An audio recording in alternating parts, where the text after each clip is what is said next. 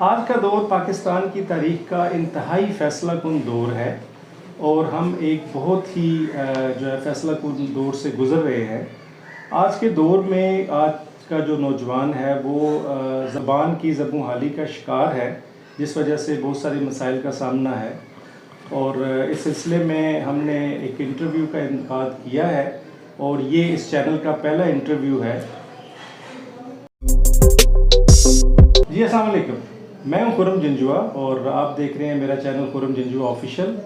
آج ہمارے ساتھ جو مہمان موجود ہیں وہ میرے بہت اچھے دوست، میرے رفیق، میرے جو ہے وہ بہت ہی پیارے، جن سے میرے بہت اچھے مراسم ہیں، میرے ہمکار ہیں اور شعبہ درس و تدریس میں تقریباً پچھلے 20 سالوں سے منسلک ہیں اور اردو زبان میں ایک اتھارٹی مانے جاتے ہیں، سر سرور بیگ صاحب۔ السلام علیکم سر۔ وعلیکم السلام سر، کیا حال ہے؟ ٹھیک ٹھاک ہیں سر؟ کرم اللہ کا، بہت شکریہ سر۔ سر بہت شکریہ، آپ نے آج ٹائم دیا اور میں بڑا ممنون ہوں آپ کا کہ آپ نے عید کا موقع ہے اور اس میں آپ نے ٹائم نکالا۔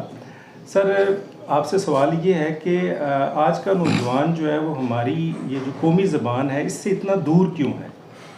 خرم صاحب، بے شمار وجوہات ہیں اس کی۔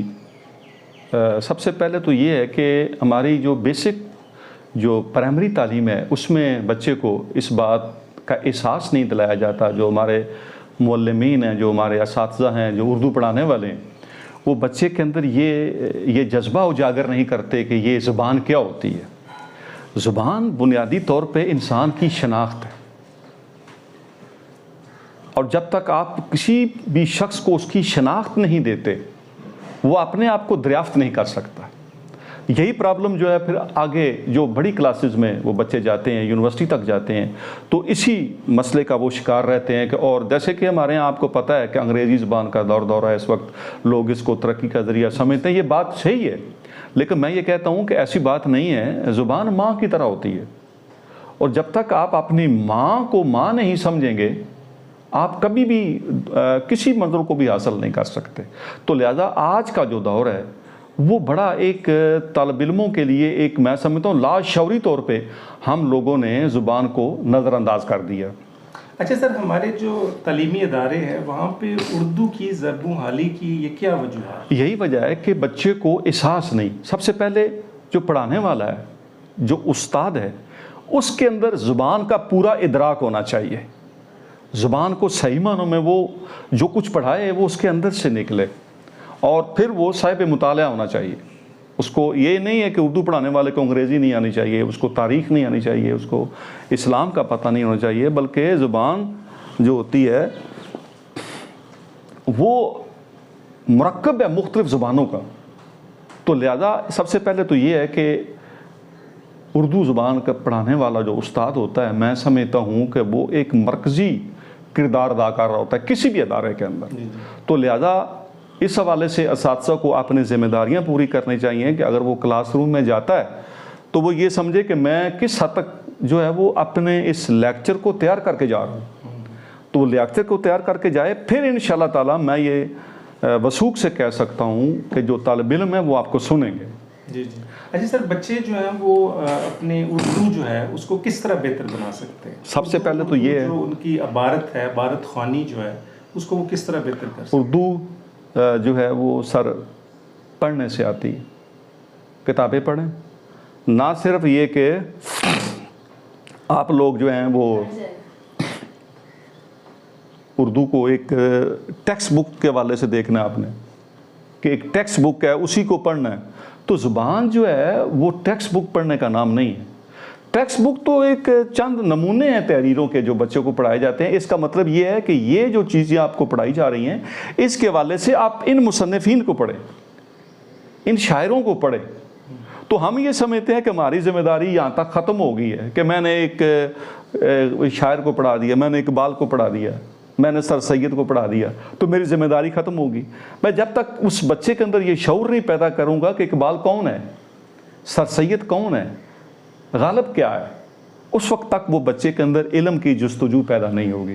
تو ضروری یہ ہوتا ہے کہ بچے کو کچھ اضافی کتابیں دی جائیں پڑھنے کے لیے، جس کو ہمارے زمانے میں تو آخر میں کتابوں پہ وہ ایک لسٹ ہوتی تھی، ریکمینڈڈ بکس، کہ یہ پڑھیں، فلاں کو پڑھیں، فلاں کو پڑھیں، منیر نیازی کو پڑھیں، احمد دین قاسمی کو پڑھیں، فلاں کو پڑھیں۔ آج کے دور میں جو مطالعہ ہے، مطالعے کا شوق کیوں ختم ہوتا ہے؟ لہٰذا یہی بات ہے نا کہ مطالعہ اس لیے ختم ہو رہا ہے کہ علم سے محبت ختم ہو رہی ہے۔ جس گھر میں علم کی بات ہوگی انشاءاللہ تعالیٰ وہاں پہ بچے جو ہیں وہ کہتے ہیں جہاں پہ سونے کا کام ہوتا ہے نا وہاں پہ کنکر گرتے ہیں، ٹھیک ہے نا۔ تو مسئلہ یہ ہے کہ گھر میں ماحول ختم ہو رہا ہے، اور آج کے دور میں تو یہ جو میڈیا آ گیا ہے، اس طرح کی جو یہ رومن اردو، یہ اس طرح کے جو میسیجز کا سلسلہ ہے، یہ جو رئی صحیح کثر ہے وہ بھی نکل گئی ہے۔ تو اس حوالے سے یہ ہے کہ بچے جو ہیں وہ دور ہو رہے ہیں۔ تو ہماری دیکھیں نا یورپ کے اندر اب سب سے جو مشغلہ جو سب سے زیادہ ہے وہ کیا ہے؟ کتاب خوانی کا ہے، بک ریڈنگ کا ہے۔ وہ لوگ گاڑی میں سفر کر رہے ہوں، ریل میں سفر کر رہے ہوں، تو وہ لوگ مطالعہ کو ترجیح دیتے ہیں۔ تو بنیادی بات جو ہے وہ ہمارے آج کے دور میں میں کہتا ہوں یقین کیجئے کہ اگر ہمیں کتاب پڑھنے کی عادت پڑ جائے کیسی بھی ہو، میں نہیں کہتا کہ آپ لٹریچر پڑھیں، آپ تفسیر پڑھیں، قرآن پاک کی تفسیر پڑھیں، اور میں نے خود تفسیریں پڑھی ہیں، اس کے اندر بے شمار ایسی چیزیں ہیں کہ جو ہمارے اردو لٹریچر کی ہیں۔ اس کے اندر موقع مال کی مناسبت سے اشعار بھی لکھے ہوئے ہیں، ضرب الامثال بھی لکھی ہوئی ہیں، تاریخ بھی لکھی ہوئی ہے، اس میں سب کچھ ہے۔ تو میں یہ کہتا ہوں کہ اگر ایک بچہ جو ہے وہ باقی شاعری کی کتابیں یا ناول آج کے دور میں نہیں پڑھے جاتے، تو اس کے لیے بہترین طریقہ یہ ہے کہ وہ مذہبی بکس کو پڑھے، اس کے اندر وہ اس کی دونوں ضروریات پوری ہو جائیں گی۔ میں سمجھتا ہوں کہ یہ زیادہ اس کی جو بنیاد بنانے کے لیے مذہبی کتابیں جو ہیں وہ اہم کردار ادا کرتی ہیں۔ بہت شکریہ سر آپ کا وقت دینے کا، اور ٹائم ہمارے پاس ذرا شارٹ ہے اور بڑے کم ٹائم میں آپ نے بڑی اچھی باتیں کی۔ آپ آخر پر کوئی پیغام دینا چاہیں یوتھ کے لیے؟ یوتھ کے لیے سر یہی پیغام ہے کہ دیکھیں، ہم کہتے ہیں کہ پاکستان جو ہے اس نے ہمیں کیا دیا، کبھی ہم نے سوچا ہے کہ ہم نے پاکستان کو کیا دیا؟ ہر بندے کی یہ ذمہ داری ہے کہ وہ اپنا فرض جہاں جہاں بھی ہے ایمانداری سے ادا کرے، اور اس کے ساتھ علم حاصل کرے، شعور۔ وہ ساغر صدیقی نے کہا تھا نا کہ چراغ علم جلاؤ بہت اندھیرا ہے، ٹھیک؟ تو علم کے چراغ سے روشنی ملے گی آپ کے تمام مسائل کا، چاہے وہ سیاسی ہیں، چاہے وہ مذہبی ہیں، چاہے وہ سماجی ہیں، جتنے بھی مسائل ہیں اس کا حل کہاں پہ ہے؟